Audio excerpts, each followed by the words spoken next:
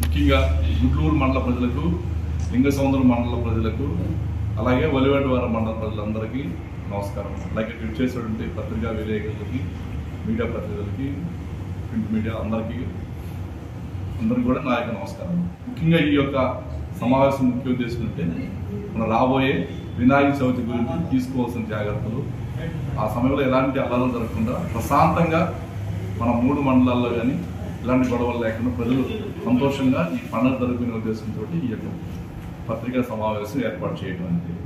ముఖ్యంగా పాత రోజుల్లో అయితే అప్లికేషన్ స్టేషన్స్కి వచ్చి ఇవ్వాల్సి ఉంటుంది. ఇప్పుడు అట్లా అవసరం లేదు. ఆన్లైనే ఒక ganeshutsav.com అనే ఒక వెబ్సైట్ ఉంది. దాంట్లోకి వెళ్ళేసి మీ అప్లికేషన్ అప్లోడ్ చేస్తే అది మాకు వస్తుంది, పోలీస్ స్టేషన్కి వస్తుంది, సంబంధిత పోలీస్ స్టేషన్కి వస్తుంది.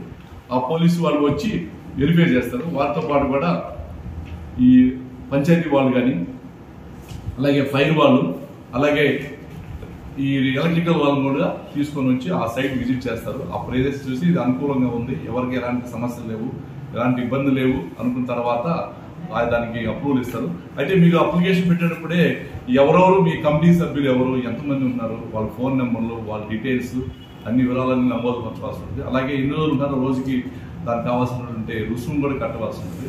దానికి ఏదైనా ప్రాబ్లమ్స్ ఉన్నా పోలీస్ స్టేషన్కి వచ్చినా కానీ మేము మా వాళ్ళు మీకు సహకరించి వాళ్ళు ఖచ్చితంగా వాళ్ళకి ఆ యొక్క సదుపాయాన్ని కలగజేస్తారు.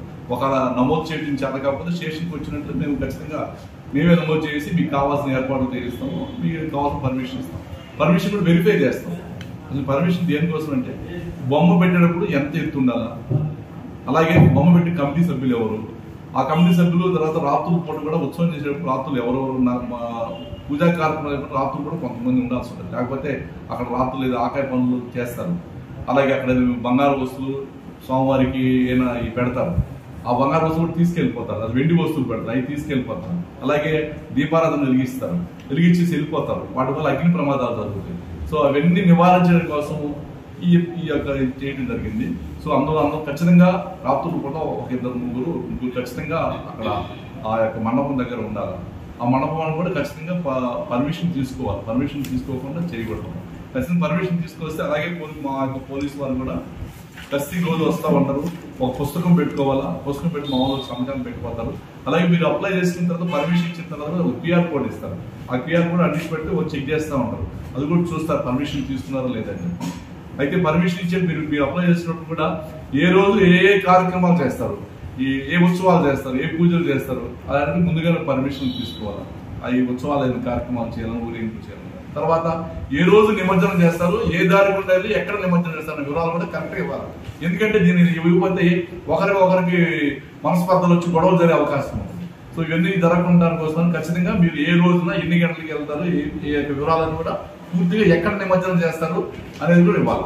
అలాగే ఈ యొక్క వినాయకుడు ఆ రోజు నిమజ్జనం రోజు నువ్వు బయలుదేరేప్పుడు ఆ ట్రాక్టర్ డ్రైవర్ ఉంటాడు, ఏదో వెహికల్ ఉంటాడు.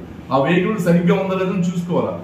మంచి బండి కాకుండా మధ్యలో బ్రేక్ డౌన్ అయిపోయి, లేక ఆయిల్ సరిగ్గా ఉండి, లేక పాత బండి పెట్టుకుంటే ఇబ్బంది పడతారు. అవన్నీ ఆ ఇబ్బంది లేకుండా ముందుగానే మంచి బండి వెహికల్ పెట్టుకొని చేయాల్సిన అవసరం ఉంటుంది. అదొకటి.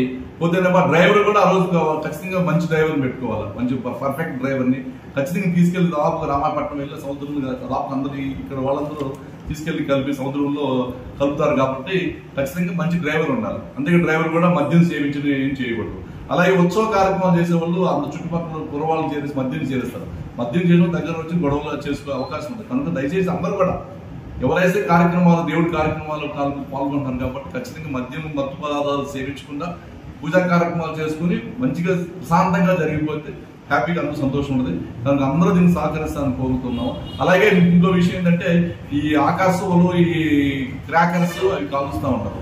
వాటి వల్ల కూడా ఇప్పుడు చాలాసార్లు ప్రమాదాలు జరుగుతూ ఉంటాయి. ఎందుకంటే ఈ యొక్క క్రాకర్స్ తెచ్చి ఒక బండిలోనో, ఒక వెహికల్లోనో, ఒక రిక్షాలోనో దేంట్లో పెట్టేస్తారు. ముందు పోతా ఉంటది. ఈ వీళ్ళు కాల్చిన ఆకాశం వచ్చి దాంట్లో పడిపోతే మొత్తం పేలిపోతుంది. అవి మొత్తం పేలి ఎవరికో ప్రాణ నష్టం జరిగింది. నేను చాలాసార్లు చూశాను అట్లాగా. సో అవి కూడా చాలా జాగ్రత్తగా వాటి కూడా ఖచ్చితంగా పర్మిషన్ తీసుకోవాల్సి ఉంటుంది. అదే పెద్ద విస్ఫోటాలు కలిగి చేయకుండా ప్రమాదాలు చిన్న మీరు అయితే చేసుకోవచ్చు. పెద్ద చేస్తే దానివల్ల అలాగే పక్కేళ్లలో పడి నచ్చిన వాళ్ళు పడి అవతల వాళ్ళ వ్యతిరేక వస్తువులు పడటం వల్ల గొడవలు వచ్చి మనస్పర్ధలు వచ్చే అవకాశం ఉంటుంది. ఆ విషయంలో కూడా చాలా జాగ్రత్త తీసుకోవాల్సి ఉంటుంది. అలాగే ఎక్కడ పడితే కార్యక్రమం పాల్గొన్నారని కోరుకుంటాము. దానికి సంబంధించి ప్రెస్ నోట్ కూడా రిలీజ్ చేస్తున్నాము. అందుకే అందరూ చదువుకొని మీకు ఏదైనా అనుమానాలు ఉన్నాయి కానీ మమ్మల్ని సంప్రదించండి. ఖచ్చితంగా మీరు ప్రశాంతంగా జరుగుతానికి మా తరఫు నుంచి మేము సహకరిస్తాము. మీరు కూడా మా ప్రజల యొక్క సంతోషాల కోసం, శాంతి ప్రాంతం కోసం సహకరిస్తారని చెప్పి ఈ యొక్క పత్రికా సమావేశం కోరుకుంటున్నాను.